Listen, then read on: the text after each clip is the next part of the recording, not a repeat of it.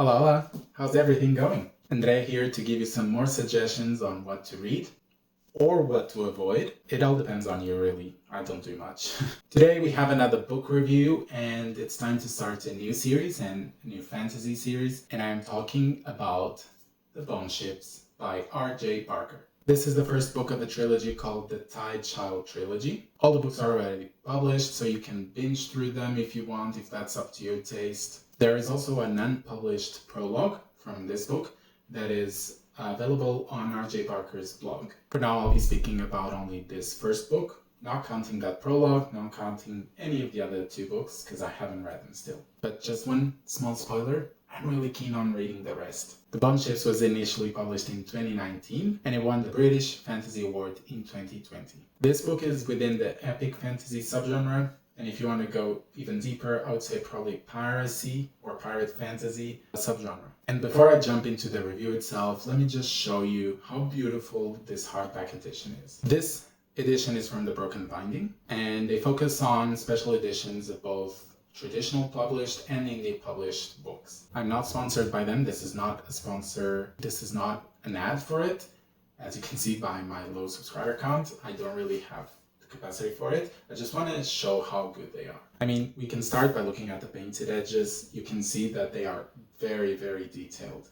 We have art on the naked hardback, as you can see. It is fully detailed and it wraps around the book.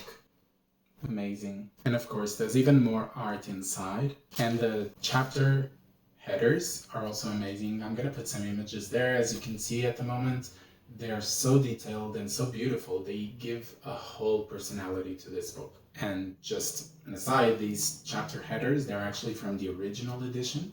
So they just included them here, which I think it's great. It adds even more personality, like I said, to the book. I highly recommend these editions from the Broken Binding. If you have the opportunity, get them. Or even if you want to give it as a gift to someone special, this would definitely be worth it. But moving on from the exterior of the book to the interior of it. I'll be reading the synopsis of this book. If you want to hear about it, feel free to stay. If you are completely allergic to it, I don't think it spoils much, but if you are completely allergic to it, then just skip to this timestamp and I'll be seeing you then. Just give you some seconds so you can go, right? You gone? 3, 2, 1. For generations, the 100 Isles have built their ships from the bones of ancient dragons to fight an endless war. The dragons disappeared, but the battles for supremacy persisted. Now the first dragon in centuries has been spotted in far-off waters, and both sides see a chance to shift the balance of power in their favor, because whoever catches it will win not only glory, but the war. So when I started reading this book, I had absolutely zero expectations about it. I knew nothing except seeing it in other people's TBRs. And because I was already so blank in terms of expectations, I decided to go into the book like that without even reading the synopsis. This was actually the first time I read it. And in my opinion, it only does have justice to the actual book. But I won't reveal why. I'll just let you figure out by yourselves. I'll be here to talk about my rating. So let's go for it. Starting with plot.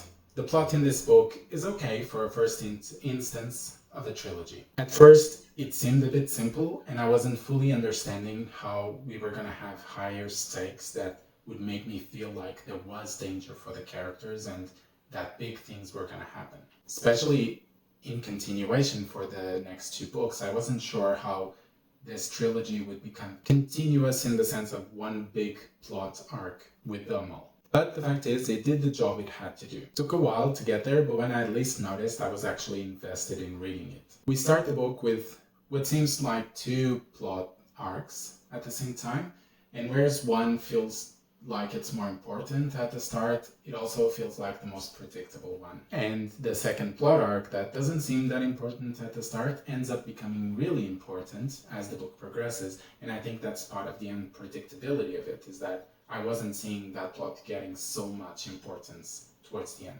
I think overall R.J. Parker did a good job balancing these two plot lines at the same time. And I think regarding these two plot lines, one of them works well as an internal arc for this first book, and the other one, which is the arc that supposedly should go over the 3 books, the overarching arc, I'm still not fully sure about it. I'm not fully sold but I'll need to read the next books to find out. I'm curious to figure out what will happen in the next books, and there is plenty of space to improve it and to impress me.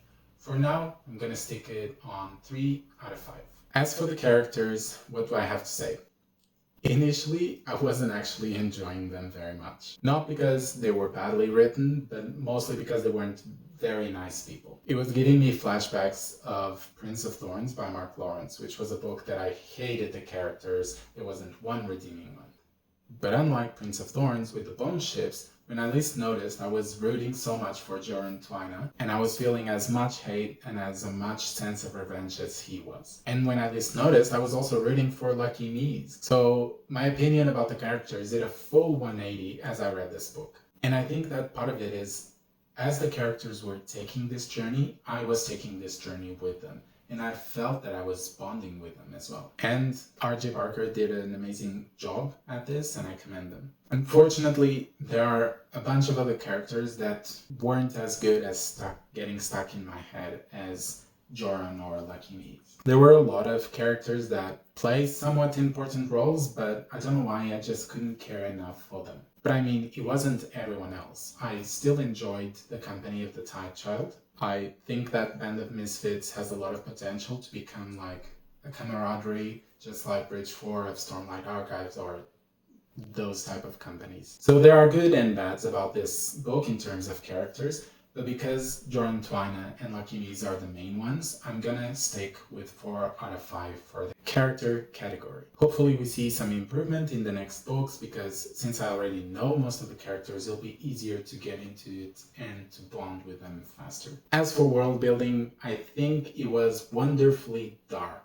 R.J. Barker weaved a harsh, somewhat dark, but still beautiful world. And while it's full of mystery, the author was still able to give the characters, and us by proxy, those moments of awe that you can only get once in a lifetime, or when you're in that special moment in your life where you see fireworks in that specific summer day, or you see whales jumping out of the ocean, those type of moments. There are many details about this world that I won't reveal because of spoilers. But let me just say, the 100 Isles is not a great place to live. The hierarchy within the population is bad, the conditions of living is even worse, but it just makes me more curious to know about this world. And that is maybe one of the few criticisms I have about world building, is the fact that because we spend so long at sea, traveling from island to island, we actually don't spend much time on land, learning more about this civilization and about the culture for this world. Overall, it's a very good job, and this category sits comfortably on a 4 out of 5.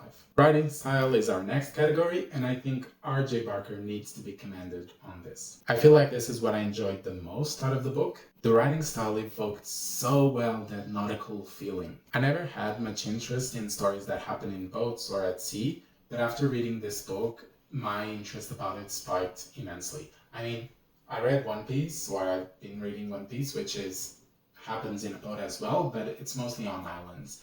But this one happening at sea, and that being the biggest part of it, really was different and written very, very well. The way R.J. Barker wrote it, I felt that I was at sea, that I was part of the crew, I was part of the Tide Child, and I was singing chanties and saying yee to everyone, just as if I belonged there. Not many books can do this to me.